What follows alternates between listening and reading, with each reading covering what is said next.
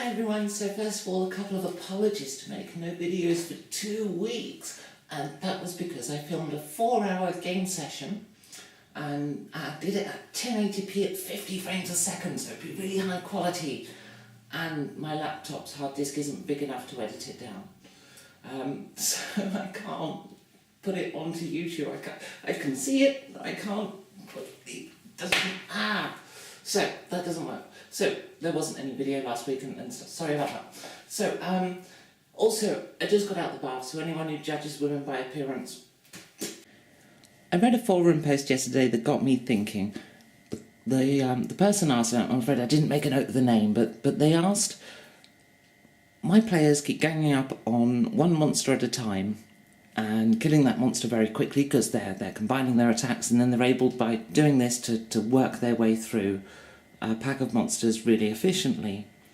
And there is a sound military principle behind this, and it's basically this: it's focus the largest amount of your force onto the smallest amount of the enemy's force, whilst trying not to engage the bulk of the enemy. And in so doing, you use overwhelming power to take out the enemy chunk by chunk. It's a strategy called Defeat in Detail, and as I say, the mathematics behind it are fairly solid. That's Lanchester's N-squared law, which you can, by all means, Google. I'm not going to go into it in this video. But my initial response, and what I posted on that forum was, well, it depends on the monster as to what strategies they're going to use, and you know, the composition of the monsters and so forth. But it got me thinking that some of the encounters we do are maybe a little bit wrong.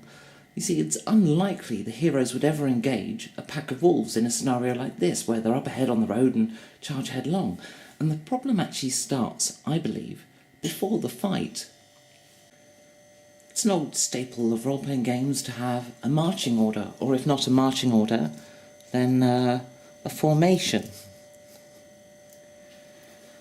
And these formations are designed so that, you know, the weakest characters are always next to someone strong, so that, you know, they can be defended. The wizard doesn't get ambushed and so forth.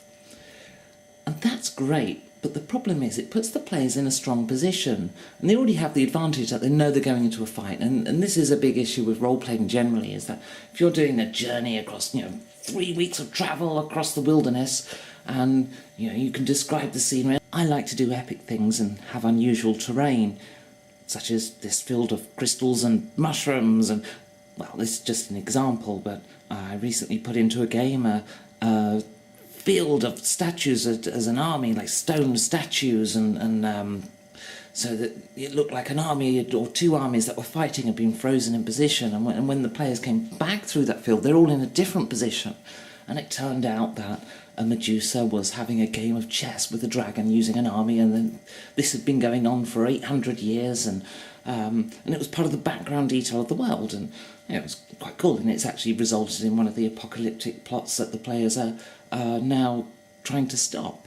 Actually, that one's that one's about to unfold on them in a nasty way. But anyway, what would happen if a wolf came across the party, or a pack of wolves? Well, in this case, his let's say it's a pack, there's like, I don't know, 3, and they're like, well, fuck that, I'm not getting involved with them. There's a lot of them, and they look hard, so they're unlikely to expose themselves. You might even give the players a perception roll at some point, but, odds are, party marching along a road, at some point, a little bit of nature's going to see them first, right? And they're not going to approach, because they're going to go, we're not going to kill them, there's loads. But what do wolves do when they are hunting? They stalk, they track, they wait for an opportunity when the weak one is separated. And the problem here is that because we're not acting out those 8 weeks of travel or whatever, we never really get the opportunity where the wizard's hanging back. Most of the time we tend to think of an encounter as a single point in time. Something happens along the journey. And in my mind that's wrong, and we've been doing it wrong for years. What should actually happen is a little wolf comes along, sees the party, and start stalking them. And the players over several days might hear wolf howls.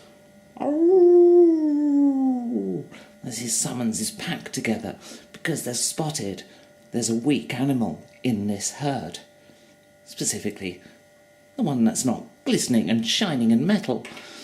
So the wolves are now going to wait for their opportunity to isolate the magic user. Or maybe in this case the bard. Bard's not looking particularly armoured and tough.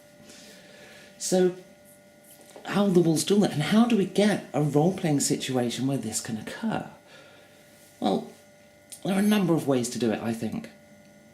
The first is to not stop the journey for an encounter, to say, right, what's your marching order? And this is the position you're in when the combat starts. We need to stop doing that. What we need to do is mix things up. So, let's say that during the course of the journey, the fighter and the wizard are having a conversation. Well, I might have an opportunity here, so I go to the players. So you're talking to the fighter, yeah? So you're up here. Okay, just wanted to know. Well, in this case, the wolves aren't going to go, well, that looks, a bit tough. Let's not take him yet. Maybe later on, the magic user and the bard are talking to each other. Okay, now we're getting somewhere, but they're in the middle. That's going to be hard to isolate the magic user. They could maybe do it by charging in from the side. And at this point, I don't think I'd have given the players a perception roll. The wolves will still be a little way off. They're not going to expose themselves. And you could say, well, the players should get a chance to see that they're being tracked. Well, no, I'm going to give them the clues, like the howling at night and stuff, summoning the pack and so forth. They'll know that there's animals out there. And, maybe they'll come across something or other on the journey that they might fight. But the point is, being stalked doesn't work like that at all. It's not that these guys, these wolves, are the ones that are in control, not the players, and that's what we need to reverse. It's the control. Eventually, you're going to get to a role-playing opportunity where, I know, the fighter's off gathering firewood and the ranger, or in this case paladin, is off trying to get a rabbit to eat or something. At some point during an 8-week journey, through role-playing, you need to identify the moment where the magic user is at his most vulnerable. And this is the moment the wolves attack. Now, if I was to lay this out on a board and say to my players, okay, where are you now? So, right, you're off collecting firewood in the mushrooms. Maybe it wasn't the best plot device, but anyway. And this guy is, what was he doing? Oh, he's hunting. So, let's say he's, I don't know, he's over there somewhere. Oh, move the camera out. And these guys are setting up camp, and they'll be here. They'll be here because it's got the best visibility, or maybe they'll want cover, so maybe they'll do it in amongst all this.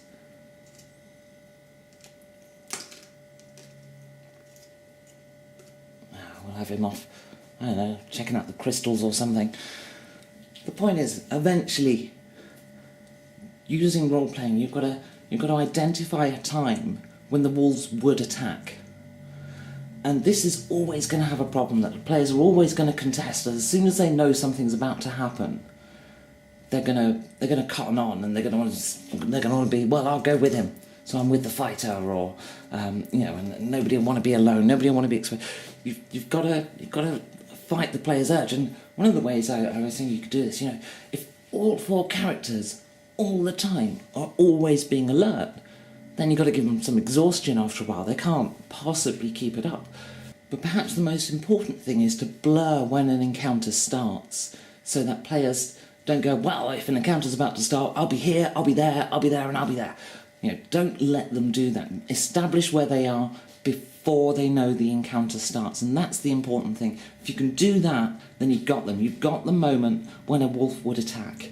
And the fighters might not be far away, but the wolves have a very specific purpose here. They're not out to kill the whole party. That's not their motivation. What they're trying to do is eat. They've stalked you for several days. They're just after one kill. And that's all they want, one kill. So, let's say they put the magic user down. And maybe a wolf got hurt or killed in the process. Let's say 2.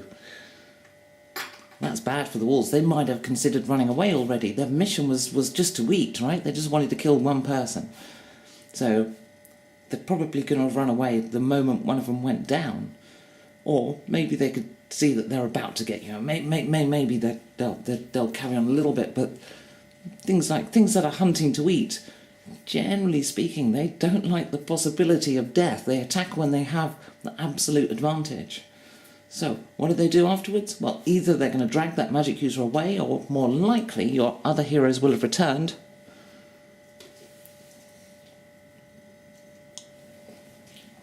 And it's at that point the wolves will scatter, and then be intent to come back and munch on the magic user that's been left behind. Because, herd animals, that's what they do. They leave their dead.